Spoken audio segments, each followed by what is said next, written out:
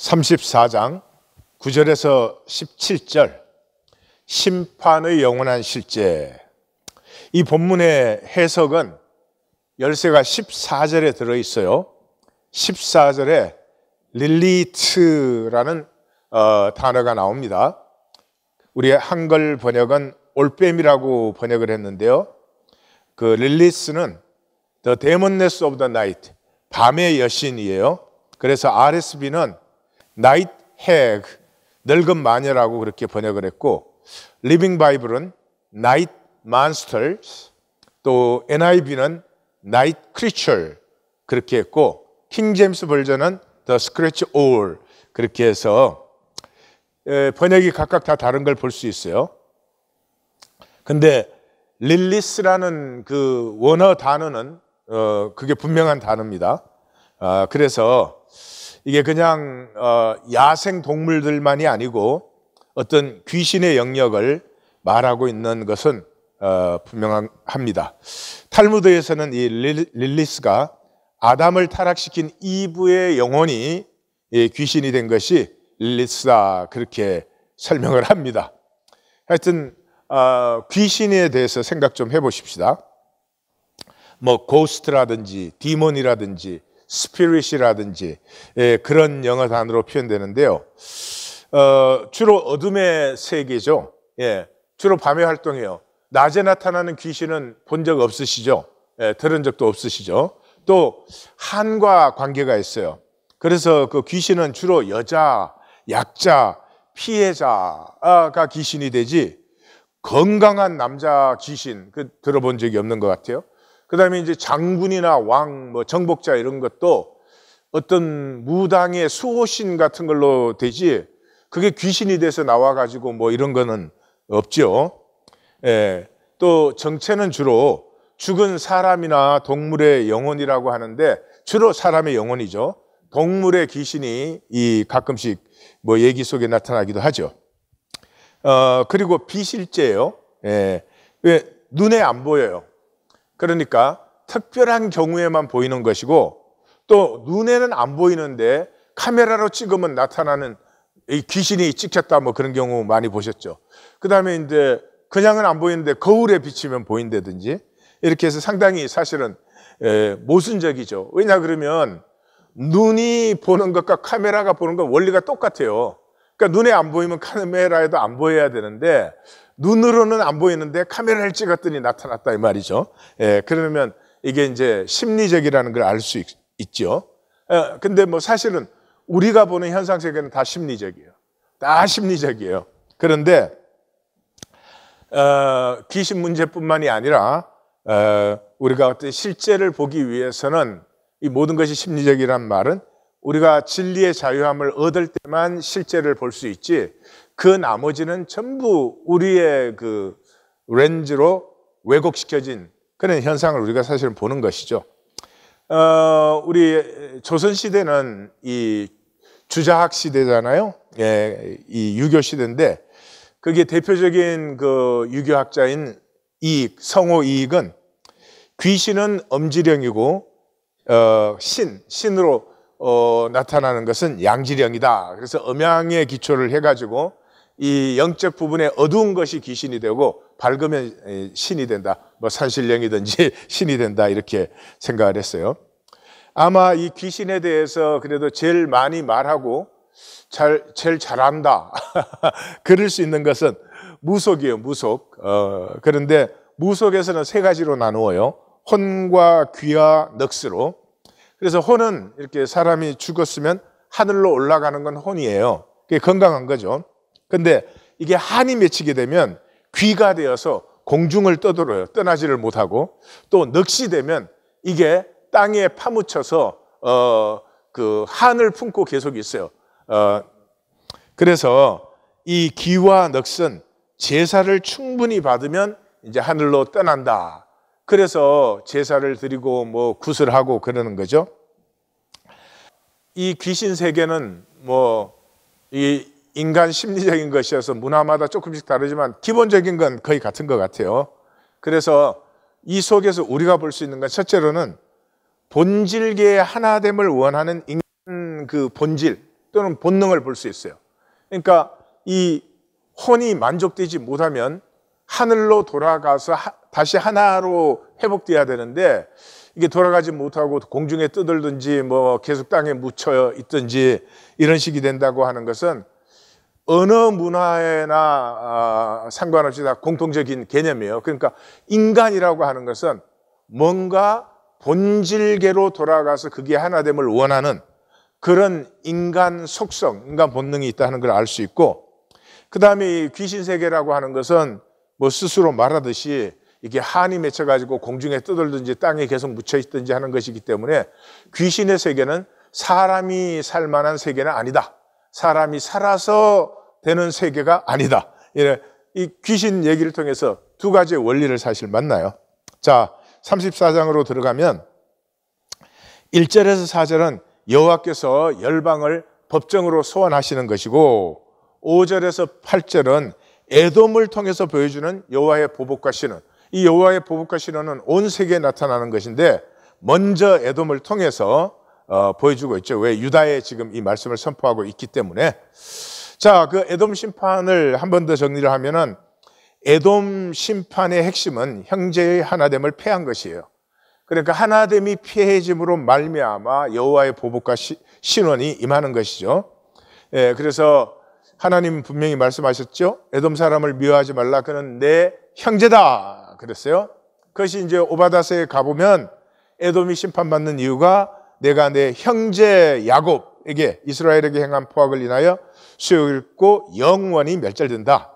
그리고 내가 형제의 날, 그 재앙의 날에 방관할 것이 아니고 기뻐할 것이 아니고 입 크게 벌려서 뭐 좀 더 먹나 그럴 일이 아니었다. 이렇게 해서 이 심판의, 하나님의 심판의 핵심은 하나됨을 패한 것, 하나됨을 패한 것이다.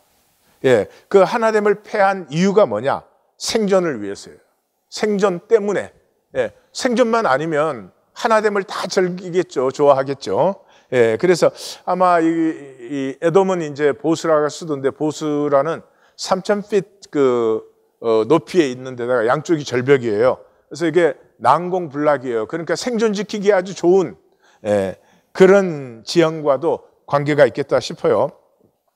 그래서 이스라엘과는 계속 갈등이 있었죠. 특별히 유다와 아라바의 구리광산과 아카비만의 엘랏 항구를 가지고 서로 다투었고, 이 유다가 멸망할 즈음 시기에는 그 동쪽에서 그 사막의 아랍인들이 에돔을 쳐들어오는 바람에 에돔은 유다 남쪽을 쳐들어오고 유다 사람들은 바닷가로 피난 가서 난민이 되고 이런 것. 그 다음에 모세 때 왕의 대로를 통과하기를 신청을 했는데 그걸 거부했죠. 형제 사이에.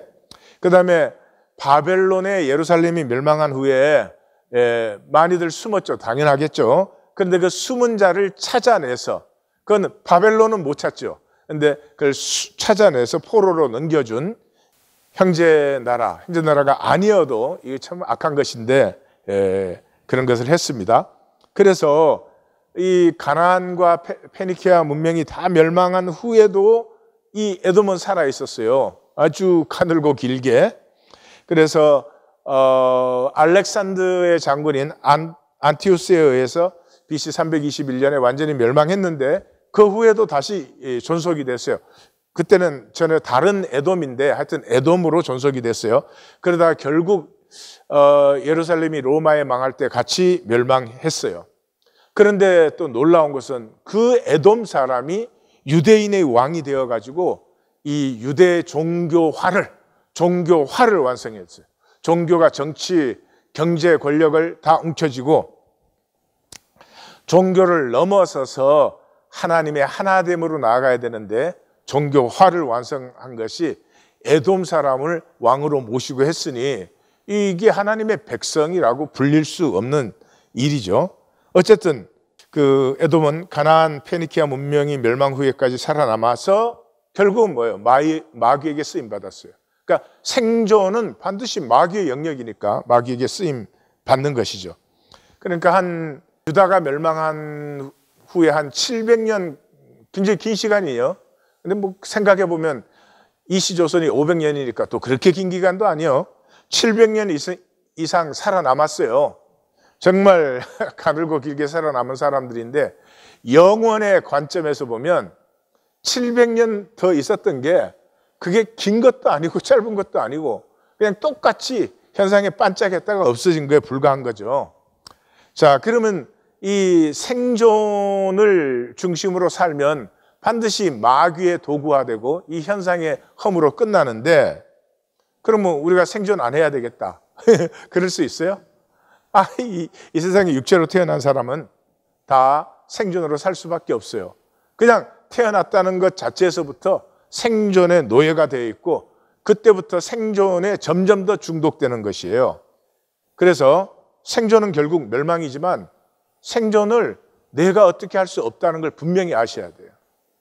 그래야 안타깝지. 이게 뭐 내가 생존을 안 할 수도 있는 것처럼 이렇게 착각을 해가지고 언젠간 생존 안 하겠지 뭐 그러면서 열심히 생존을 사는 이런 어처구니가 되면 안 된다. 자, 9절에서 10절이요. 9절에서 10절은 심판의 결과를 얘기하는데 지옥을 얘기하는 것이죠. 에돔의 시내들은 변화의 역청이 되고 그 티끌은 유황이 되고 그 땅은 불붙는 역청이 되며 낮에나 밤에나 꺼지지 아니하고 그 연기가 끊임없이 떠오를 것이며 세세에 황무하여 그리로 지나갈 자가 영영이 없겠고, 그러니까 꺼지지 않는다, 끊임이 없다, 세세에 영영이 4번이나 강조됐죠. 에돔 시내는 역청이 되고 그 티끌은 유황이 되고 그 땅은 불타는 역청이 돼요. 그러니까 계속 꺼지지 않는 불이 세세에 영원해요. 그러니까 완전히 거기는 인간이 살 수 있는 무인지경이 되는 것이죠. 그게 뭐예요? 성경 구약 신약의 전부 그게 지옥이에요. 이게 지옥이 영원한 세계고 본질적 세계예요. 불이 꺼지지 않는다는 건 뭐 불을 끌 수가 없다 그런 말이 아니죠. 그게 영원하다는 것이죠. 그래서 신약에서도 주로 예수님께서 말씀하셨지만은 그 지옥의 이미지는 전부 뭐예요? 거기는 구기도 죽지 않고 불도 꺼지지 않는다. 또 왼편에 있는 자들에게 저주를 받은 자들아, 마귀와 그 사자들을 위하여 예비된 영원한 불에 들어가라. 그 다음에 세례 요한도 알곡은 곳간에 들이지만 쭉정이는 꺼지지 않는 불에 태운다. 계시록에서도 그 고난의 연기가 세세토록 올라간다. 또 이 역사의 제일 마감자리 20장에 와서도 그들을 미워가는 마귀가 불과 요항못에 던져지니 거기는 그 짐승과 거짓 선지자도 있어 세세토록 밤낮 괴로움을 받는 곳이다. 사망과 엄부도 불못에 던져지니 이것은 둘째 사망 곧 불못이다. 그래서 이 성경의 이 이미지, 꺼지지 않는 불, 그것이 지옥이에요, 지옥. 자, 이 지옥에 대해서는 이 반대 논쟁들이 많습니다. 더 있겠지만 제가 이렇게 간단히 정리를 해봐도 이건 생각의 산물이다. 너무 비이성적이고 유치하다. 무슨 지옥이냐 이런 것과 그 다음에 fear production. 공포를 이용해가지고 이 교회가 이 사람들을 컨트롤하는 거다. 근데 기독교는 사실 그 짓을 했어요. 그 짓을 했어요. 지금도 하겠죠, 분명히. 인간 사회는 상벌 단계는 지났다. 야, 이거 잘하면 천국 가고 못하면 지옥 가고 너무 유치하다. 이건 몇천 년 전에 통했지만 지금은 아니다 그런 거죠. 그 다음에 불공평하다. 잠시 살아있는 동안 잠시 죄를 지었는데 영원한 형벌을 주다니 이건 뭐 불공평도 이만저만이 아니다. 지옥이 있다면 하나님이 실패한 거다. 왜? 지옥이 있다는 말은 악이 영원해진 거잖아요. 그 다음에 하나님은 사랑이다. 이게 현대인들에게는 아마 이게 제일 중심적인 것 같은데, 하나님은 사랑이다. 그러므로 지옥은 있을 수 없다. 그래서 뭐 이 이단들도 여기 제일 많이 많아요. 안식일교, 여호와의 증인, 뭐 크리스천 사이언스, 이거 전부 그런 소리 하는 사람들이고, 그 다음에 이거 심리적인 거야, 신경성적인 거야. 인간이 스스로 살면서 받는 고통을 지옥이라고 하는 거지 무슨 지옥이 따로 있냐 그런 거고, 하나님께서는 궁극적으로는 다 구원하신다. 하나님은 자비롭고 은혜롭시지 않으냐. 이게 유니버셜리스트. 우리 한동안 이 유니버셜리스트 교회당 빌려 쓴 적 있어요. 알미니안 교회 옆에 있던, 기억나시죠? 거기 가면 뭐 온 세계 종교의 모든 심볼이 다 붙어 있어요. 그리고 의인은 영원하고 악인은 그냥 사라진다, 없어진다. 이런 것들이 있어요. 근데 이것은 제가 내일 조금 더 얘기를 하겠습니다. 오늘 한번 묵상해 보세요. 지금 이런 얘기들을 묵상을 한번 해보세요. 예. 우리 심리에도 이게 분명히 들어있어요. 종교에는 이게 분명히 들어있어요. 예. 뭐 내일 말씀드리겠지만 이게 이제 말도 안 되는 이제 거짓인데 이게 우리 뇌 속에 다 들어있어요. 그러니까 나도 이런 생각을 혹시 갖고 있지 않나, 이렇게 한번 오늘 꼭 좀 묵상을 해보세요. 안 그러면 평생 이 거짓으로 살다가 영원히 이 거짓 속에 들어가는 거예요. 자, 그러면 성경의 지옥. 첫째로 구약에 지옥이라는 단어 나오지 않아요. 구약에서 나오는 단어는 수올이라는 단어가 제일 많이 나오는데, 저세상, 저성 또는 무덤, 그렇게 나와서 66회고, 그 다음에 이제 아바돈이라는 말, 음부라는 말이 11번 나와요. 신약에서는 지옥이란 말이 나옵니다. 이게 하데스라는 단어인데 25번 나오는데 이게 구약에서는 안 나옵니다. 그렇지만 오늘 우리 본문에서 본 것처럼 성경이 가지고 있는 지옥 개념, 불이 꺼지지 않고 세세토록 고난의 불길이 올라가는 이 개념은 신구약의 공이 똑같아요. 그 다음에 신약에는 공간 복음서에만 나타나요. 게헤나라는 단어인데 이게 12번 나타나는데 한 번은 이제 그 야고보서에서 지옥이 아니라 지옥불이라고 말할 때 나와요. 그래서 사실은 그거 빼면은 전부 예수님께서 직접 언급하신 거예요. 근데 게헤나라는 단어는 사실은 흰놈의 골짜기를 말해요. 그래서 흰놈의 골짜기는 구약 시대에는 여기가 여름 별장이었어요. 왜냐 그러면 이 사막 기후에서 여기가 굉장히 시원합니다. 여름에 햇볕이 들지 않고, 그러니까 이게 시원하고 사람들이 또 주로 돈 있는 사람들이 모이는 곳이고, 그러니까 여기에 이 우상 숭배가 심해가지고 이 몰렉 같은 그 숭배가 대표적인 이 흰놈의 골짜기에 그 이방신 숭배였어요. 그래서 요시아 때 이걸 쓰레기장으로 만들어 버렸어요. 참 요시아라는 왕은 생각하면 생각할수록 굉장히 영적으로 아주 분명하게 열려있던 분이에요. 이제 기회가 있으면 나눌 수 있겠죠. 자, 그리고 예수님께서 지옥이라는 단어를 직접 사용하신 분은 예수님밖에 없는데, 예수님의 사용은 한마디로 이거예요. 사람과는 상관없다. 지옥은 사람이 그런데 살 수 없고 살아서 안 된다. 이 하나님의 형상의 사람과는 지옥은 티끌만큼이라도 이렇게 연결이 있어서 안 된다. 인간에게 지옥이란 건 있을 수도 없고 공유되어서도 안 된다. 이런 의미로 전부 사용하셨어요. 그래서 대표적인 게 산상수훈에서 형제에게 미련한 놈, 그 푸울이라는 단어의 바보라고 하는 자는 지옥불에 들어가게 되리라. 이거를 뭐 바보라고만 해도 지옥에 들어간다 그런 게 아니고요. 하나님의 자녀는 다른 사람을 바보라고 할 수 있는 그런 이 하나님 나라에 속한 것이 아니라 마귀의 나라에 속한 티끌이 한 점이라도 있을 수 없다. 그거 당연한 거죠. 한 점이라도 있으면 그 사람 마귀의 사람이지 절대 하나님의 자녀, 하나님의 사람은 아니죠.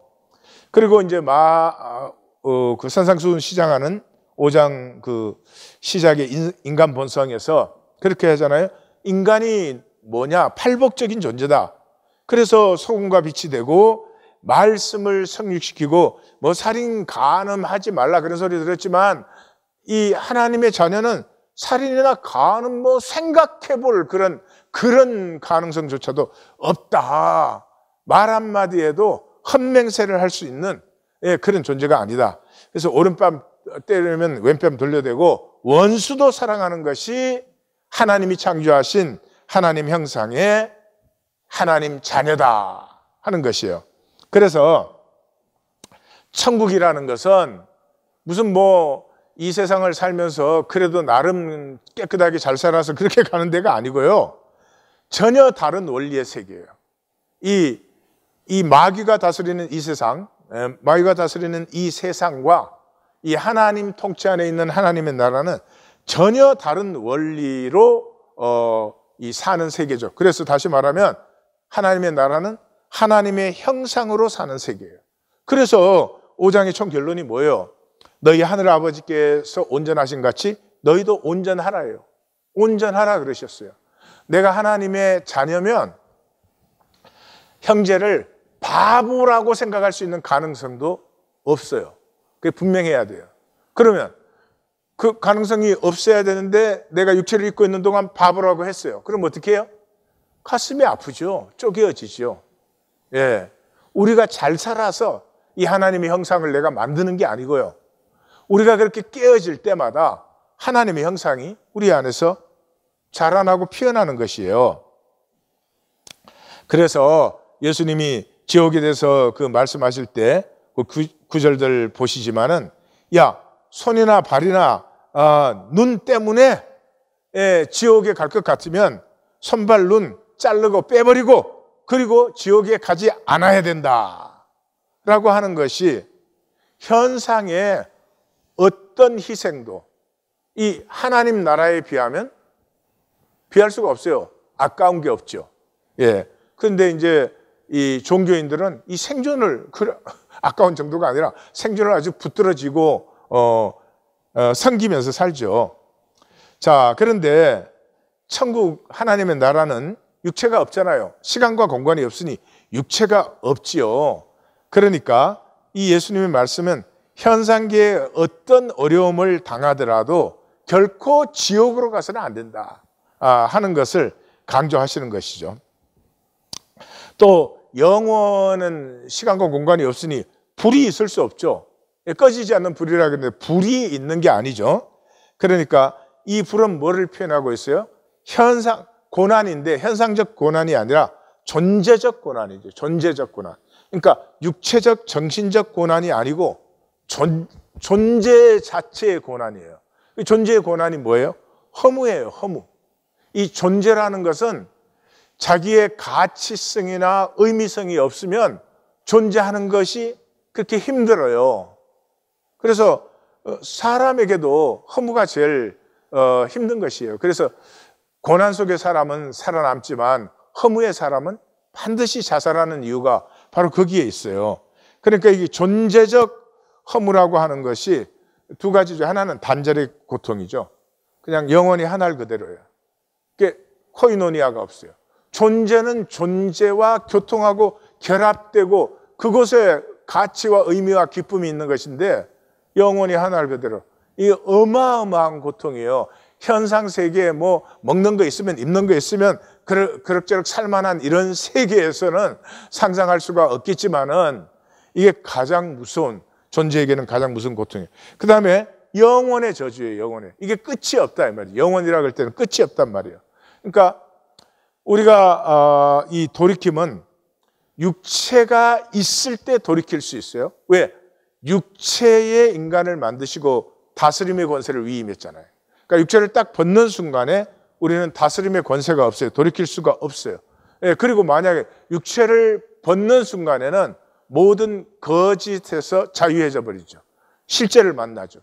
실제를 만난 다음에 돌이키는 건 돌이킴이 아니죠. 예, 그러니까 그 인격성이 상실되는 것이죠. 이 존재인데 내가 존재하고 있는데 인격성이 없어요. 인격성이 없다는 건 존재의 어떤 가치와 의미성이 없어요. 이게 이제 이게 끝이 나지 않는다는 것이죠. 예. 자, 그래서 예수님은 경고하시기를 나님을 경고하시죠. 나뉜다. 예.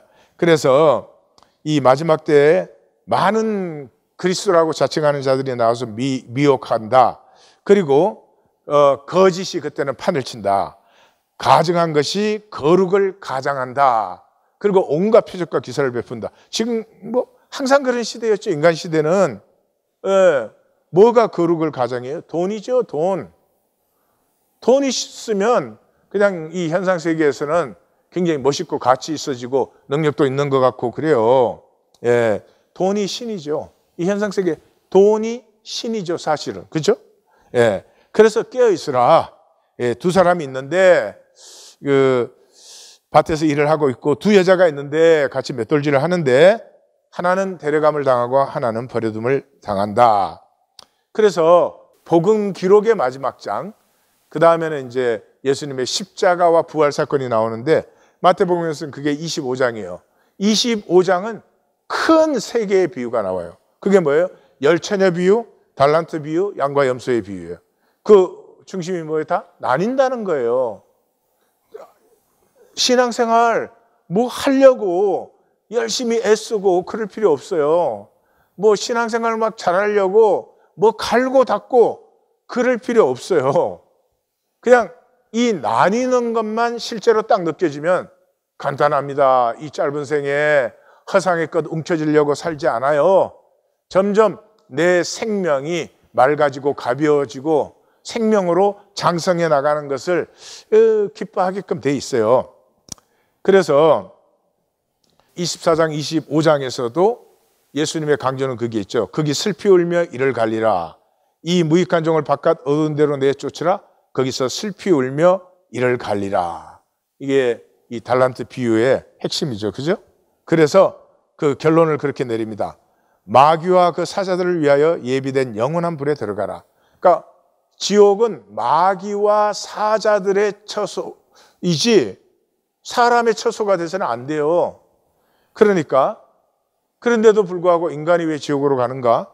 인간 스스로 마귀에게 종속되어, 마귀에게 종속됐다는 말은 단절의 사람하고 이 생명의 진정한 통을 몰라요. 뭐를 해도 내 거 지키고 내가 이익 봐야 되고 하여튼 뭐 그거죠. 그래서 마귀의 자아로, 그래서 에고, 거짓 자아로 진실을 살아보지 못해요. 생각이 됐든 말이 됐든 행동이 되었든 중심의 진실이 완전히 결여되어 있어요. 그래서 마귀의 삶을 사는 거예요. 마귀의 삶이 뭐예요? 거짓의 삶을 사는 것이죠. 그러니까 지옥은 거짓의 사람들이 스스로 마귀의 거짓을 택하여 영원한 거짓이 되는 것, 그것이 지옥이에요. 그래서 예수님은 종교에 대해서 특별히 강조하셨죠. 경고를 강조하셨죠. 정리하면 지옥은 하나님께서 저주하는 것이 아니다. 하나님이 누구를 지옥으로 보내야 안 보내시죠. 그리고 사람을 위해서 예비한 것이 아니에요. 마귀와 그 사자들을 위해서 예비한 것이지. 근데 인간 스스로 마귀에 종속되어 마귀의 자아로 마귀의 삶을 사는 것, 그것이 지옥이다. 지금도 지옥일 뿐만 아니라 영원히 지옥이 된다. 그러니까 하나님이 지옥에 보내시는 게 아니라 우리의 선택이다 하는 것을 아셔야 돼요. 그래서 예수님은 이 마귀에 대해서 이 이상도 정확하고 분명하게 말할 수 없죠. 너희는 너희 아비 마귀에게서 났으니 너희 아비의 욕심대로 너희도 행하고자 하느니라. 그는 처음부터 살인한 자요 진리가 그 속에 없으므로 진리에 서지 못하고 거짓을 말할 때마다 제 것으로 말하나니 이는 그가 거짓말쟁이요 거짓의 아비다. 그래서 거짓은 실제를 폐하는 유일한 길이에요. 한 번 더 말씀드려요. 하나님은 실제세요. 실제는 그냥 그런 거예요. 그걸 어떻게 없애거나 어떻게 할 수가 없어요. 이 실제를 폐하는 유일한 길이 거짓이에요. 그래서 거짓은 하나님과 하나님의 모든 것을, 그 모든 실제를 자기가 폐하는 거예요. 자기 세계에서.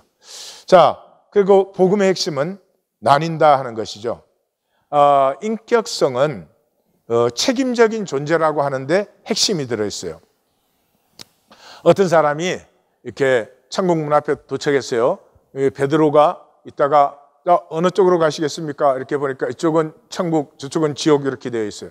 그래서 그 사람이 아니 날 보고 정하시라고요. 그러니까 이제 베드로가 예 정하세요. 평생 마음대로 정하시고 살았잖아요.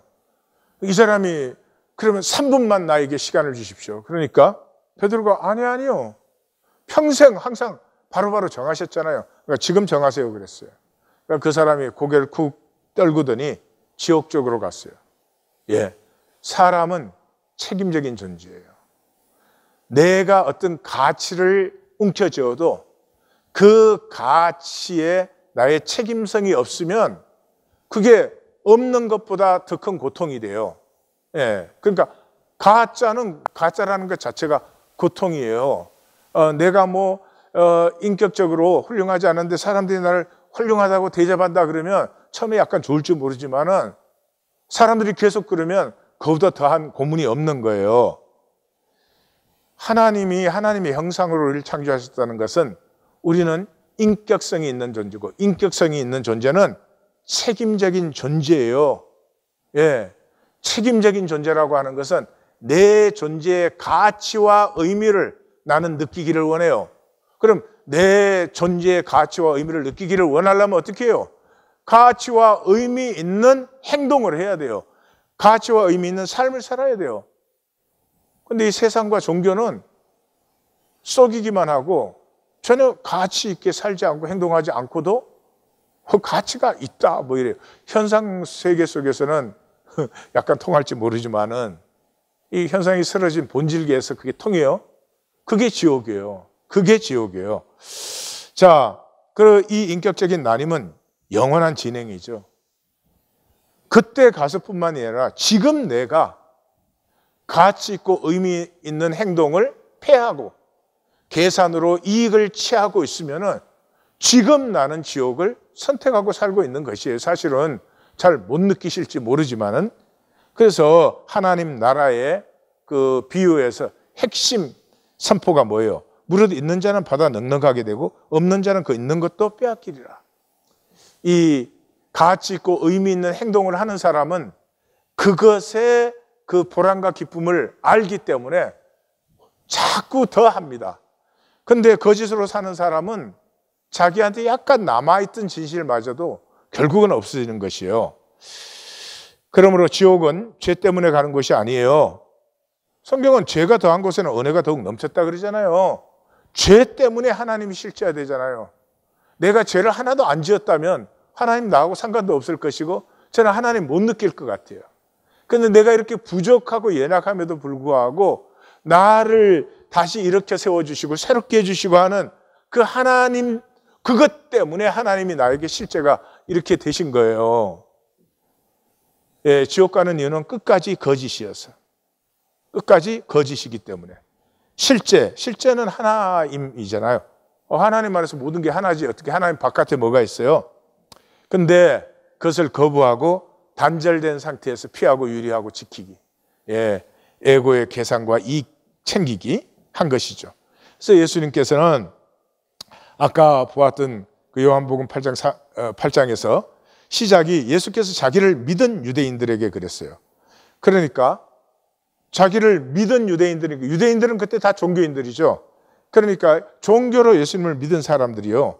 그래서 너희가 내 말에 거하면 참 내 제자가 되고 진리를 알지니 진리가 너희를 자유케 한다. 그러니까 그 종교인들이 우리가 아브라함의 자손이다. 이 아브라함의 자손이다는 말은 지금 말로 하면 우리는 구원의 확신이 있다 그런 말이에요. 왜요? 혈통과 종교를 통해서. 그러니 예수님이 뭐라고 그랬어요? 너희가 아브라함의 자손이면 아브라함이 행한 일들을 계속할 것이다.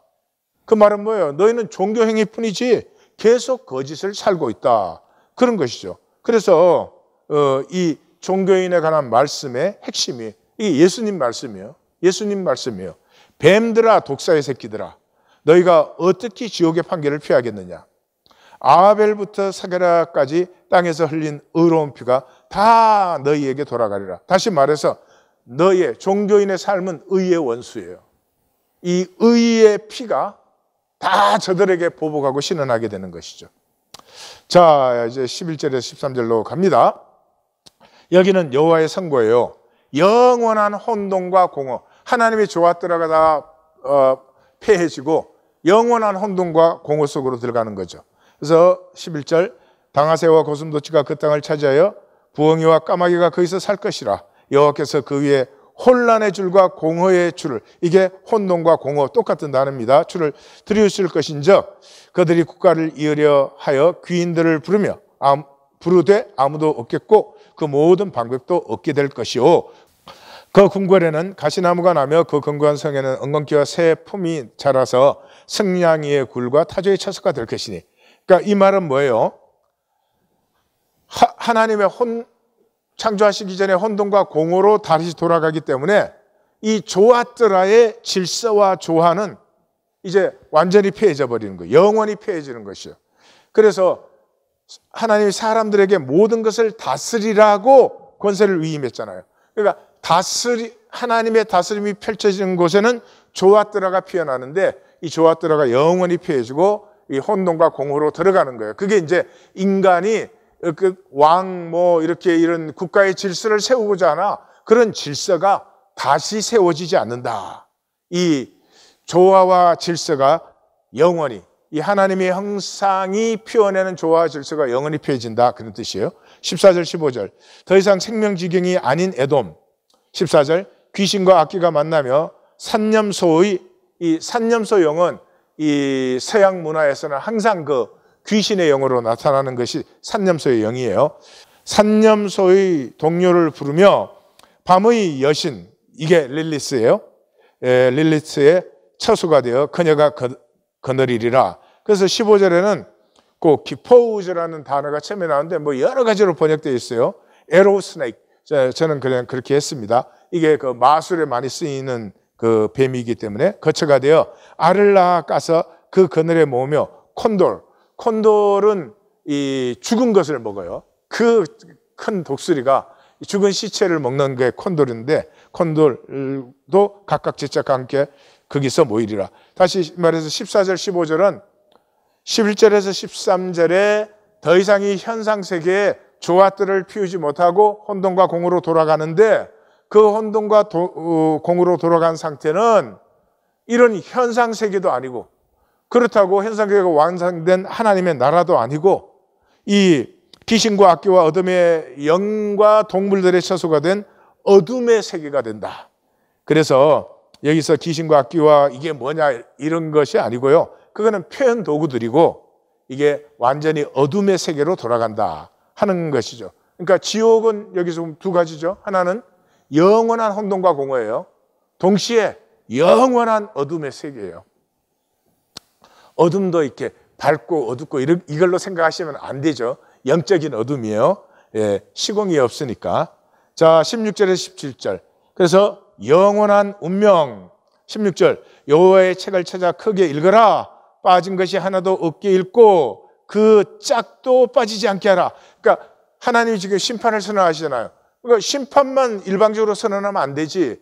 하나님이 명령하신 게 있잖아요. 하나님의 명령이 지켜지지 않았기 때문에 지금 이 선고가 이루어지는 거죠. 그러니까 이 선고에 대한 짝이 분명히 있는 것이죠.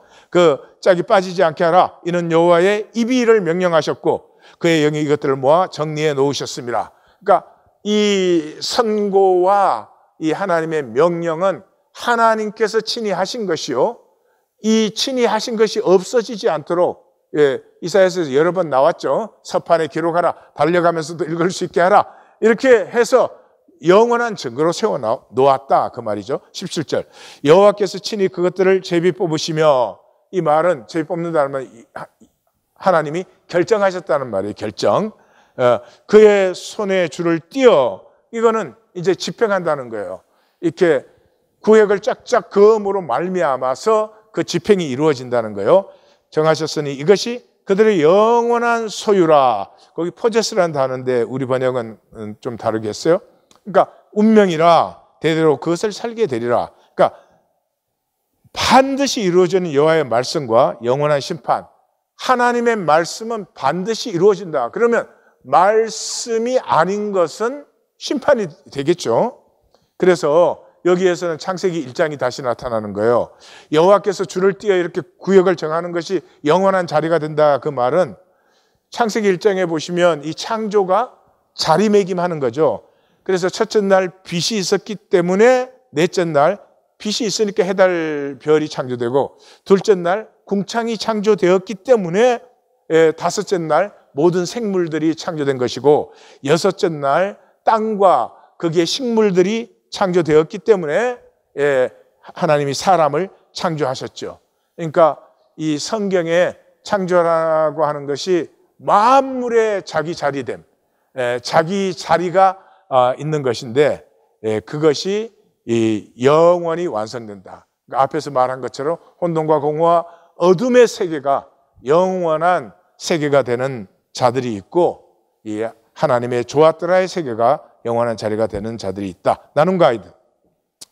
나는 심판을 실제로 믿는지 점검해 보십시오. 시간 때 말씀드렸지만은 이 나님이 실제면은 이렇게 모여가지고 제가 이거 설명하고 뭐 어찌고 그럴 필요 하나도 없죠. 그게 무슨 신앙입니까? 신앙은 하나님의 선과 의와 신실하심을 신뢰하고 이 섭리의 고난 속에서 그 도전을 받아들이면서 생명을 살고 피워내는 거죠. 존재의 가치와 의미를 나 스스로 살고 창조하는 것이 신앙생활이지. 여기 모여가지고 맨날 제 설명 듣는다. 이게 무슨 신앙과 무슨 상관이 있는 거예요? 그걸 지금 해야 돼요. 왜요? 하나님도 심판도 실제가 아니니까. 뭐가 실제예요? 돈이 실제예요, 돈이. 그러니 참 이게 안타까운 일입니다. 심판을 믿으면 현상과 그 욕망에서 자유합니다. 나는 심판을 실제로 믿지 못하면서 왜 종교생활을 하고 있는지 정직하게 한번 점검해 보십시오. 아마 그거는 기복신앙일 거예요. 이 하나님 믿어서 복 받자. 근데 성경에 그렇게 될까요? 예? 이 정신의 진실 없는 신앙으로 하나님 복을 받을 수 있는지 잘 점검하셔야 돼요. 안 그러면 정말 평생을 몽땅 거짓인데 신앙까지 거짓으로 사는 것이죠. 심판을 믿지 못하면 하나님 구원, 십자가, 은혜, 제사함 등은 아무 쓸모가 없는 헛된 개념이에요. 심판을 못 믿는데 무슨 하나님을 믿어요? 심판을 못 믿는데 뭐 구원받으면 무슨 상관이 있고 뭐 멸망을 받으면 무슨 상관이 있어요? 이 굉장히 웃기는 일이 되는 것이죠. 하여튼 심판을 나는 실제로 믿는지 한번 분명하게 점검하시고 우리 내일 만나십시다. 하나님,